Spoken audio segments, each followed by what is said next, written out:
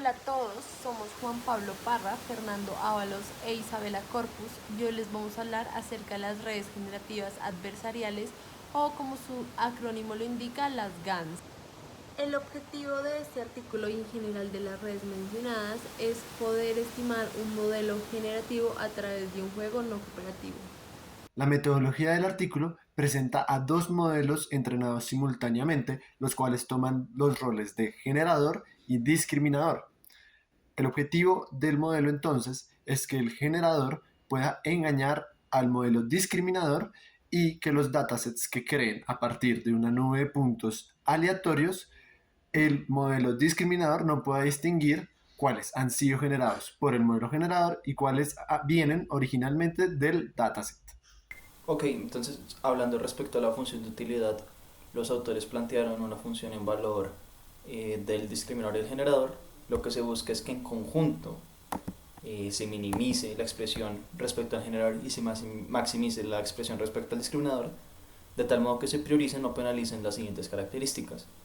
Para el discriminador se tiene que buscar o garantizar que éste sea adepto, tanto clasificando correctamente aquellos ejemplos que provienen de la distribución de datos verdadera, en este caso pues sería pdata evaluada en X, y también que sea capaz de discriminar correctamente aquellos ejemplos que provienen de la distribución generada y que se hacen pasar por verosímiles. En este caso se busca entonces que se clasifiquen como falsos. Si volvemos a la definición de cada uno de estos elementos, vemos que esta expresión realmente es bastante intuitiva. ¿Por qué? Porque recordemos que d de x, o bueno, d evaluada en x, hace referencia a la probabilidad de que ese punto, o bueno, ese, ese elemento haga parte de la distribución de datos verdadera o que sea clasificada como fideligna, como el discriminador.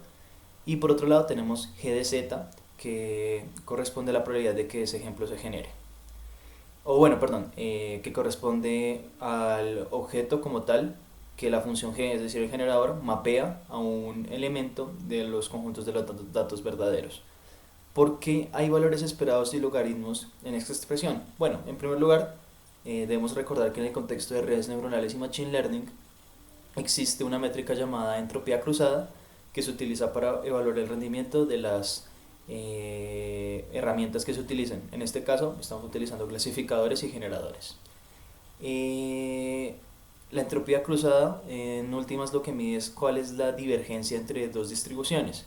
¿Y esto por qué tiene sentido? Porque lo que estamos revisando es que el discriminador, que en cierta medida induce una distribución sobre X,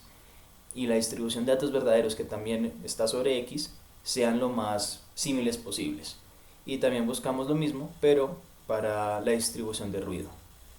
En este caso, entonces, si revisamos el sumando izquierdo, vemos que pues tiene sentido, y el sumando derecho también tiene sentido, porque entonces ahí lo que evaluamos dentro del logaritmo es la probabilidad, pero entonces tenemos 1 menos d evaluado en g de z, y eso tiene sentido porque g de z se evalúa a un x cualquiera, ese x se evalúa en d, entonces ahí tenemos entonces que se quiere ver que ese punto se minimice, porque eso lo que está diciendo es que el discriminador sea adepto discriminando aquellos ejemplos que puedan hacerse pasar por verosímiles. Pues ya revisando exactamente por qué funcionan las GANs, lo que se plantea desde el análisis experimental y teórico es que cuando nosotros observamos estas cuatro curvas, o bueno, estas cuatro familias de curvas que vamos a nombrar A, B, C y D, intuitivamente lo que realizan las GANs son lo siguiente. Para el principio tenemos una curva negra que corresponde al generador, una curva verde pues que corresponde a su contraparte que es el discriminador, y una curva azul que mide como cuál es la discrepancia entre ambas. Ahí lo que proponen los autores es que a medida que se vaya progresando en la etapa de entrenamiento, y si los recursos computacionales lo permiten, llegará un momento donde la distribución del discriminador y la distribución del generador será completamente la misma,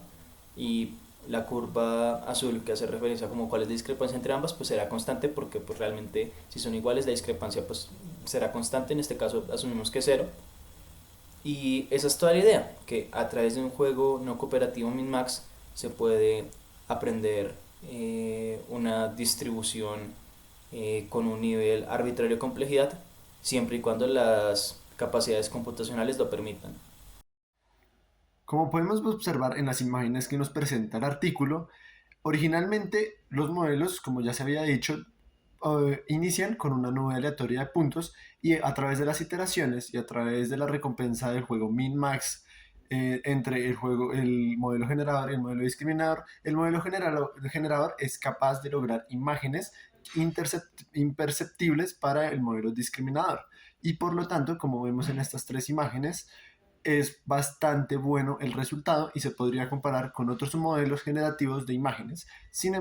con la ventaja de que tiene unas ventajas computacionales y unas ventajas desde la programación y la lógica de los modelos. Igualmente, como podemos ver en las siguientes imágenes, creemos que a partir de esta metodología planteada, las nuevas inteligencias artificiales que han salido en el mercado podrían utilizar estos métodos y podemos ver que estos resultados son aplicables para tanto la vida real como la teoría y el análisis computacional.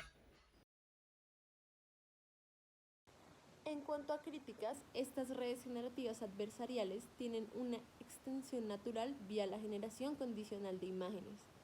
Yendo más por esta ruta, eventualmente nos toparemos con redes adversariales bayesianas en las cuales ya no se realiza la optimización entre un generador y un discriminador,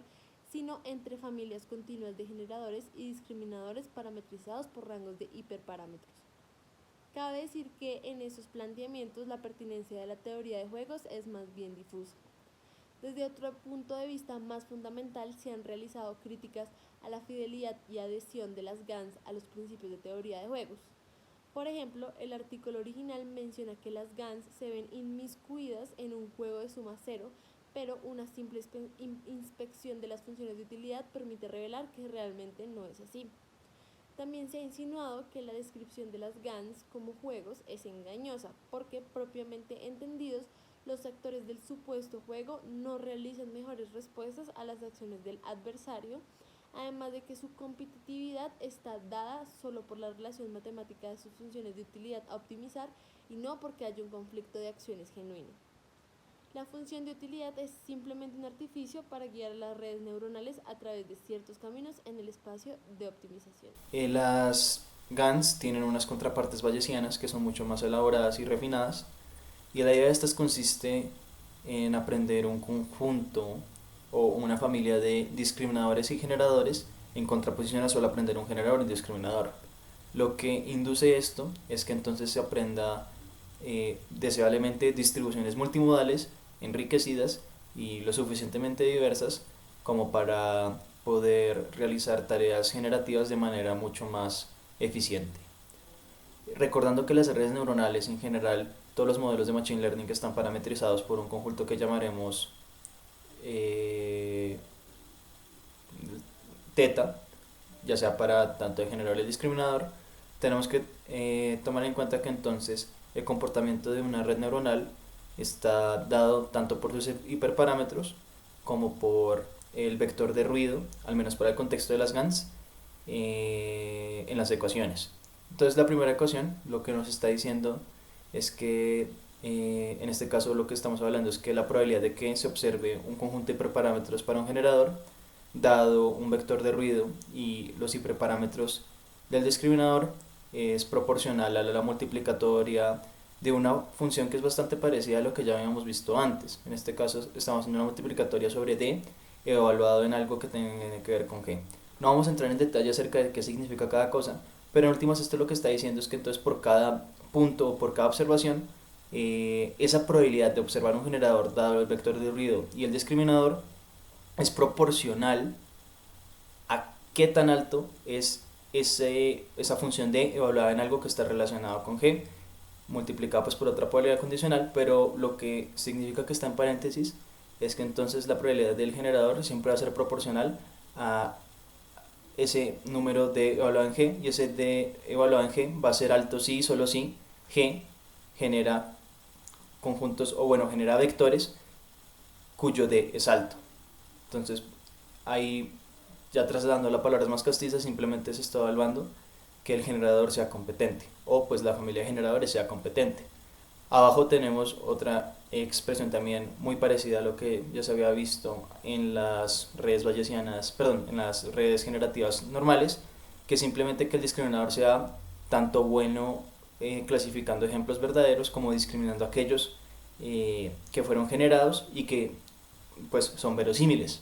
Acá lo vemos expresado, pero pues ya en términos bayesianos, porque entonces vemos que la probabilidad de observar un conjunto de hiperparámetros de un discriminador dado un vector de ruido, dado x mayúscula, que es el conjunto de los datos, y dado un generador parametrizado por